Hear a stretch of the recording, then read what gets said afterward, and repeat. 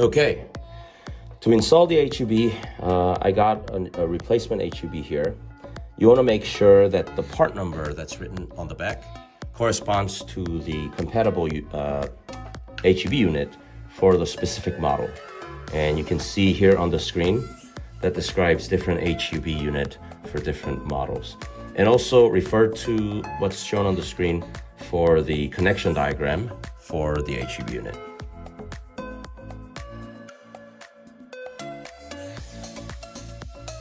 So as seen in the previous section, you want to make sure to inspect all of the pins are placed properly. So these pins have a locking pin that protrude out, and that mechanism is what prevents these individual wires from being pulled out.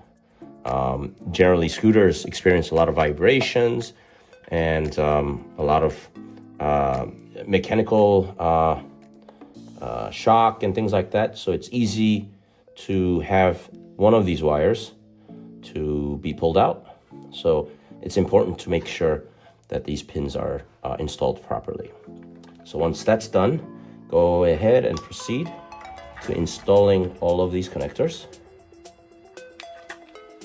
And again, making sure that all of the pins are aligned, none of them are bent, just like that. And this top section of the connector have different pin count, and it can only go in one way, so it's not easy to make a mistake here. What's concerning is the bottom two pin connections, and those have specific slots with different color codes, and you want to make sure it's put back exactly the way it's shown on the screen for the connection diagram for each of these connectors. So I'll just go ahead and connect them exactly what I see from the wiring diagram.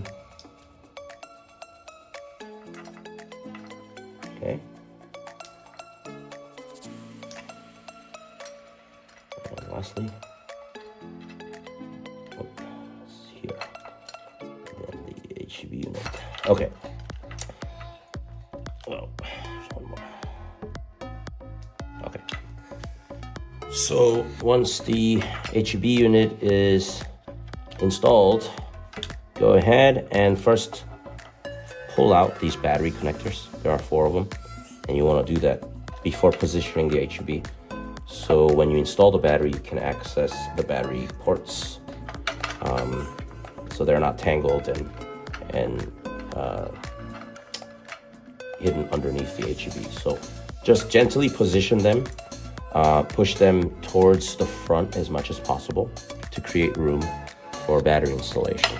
And next section will go to installing the battery.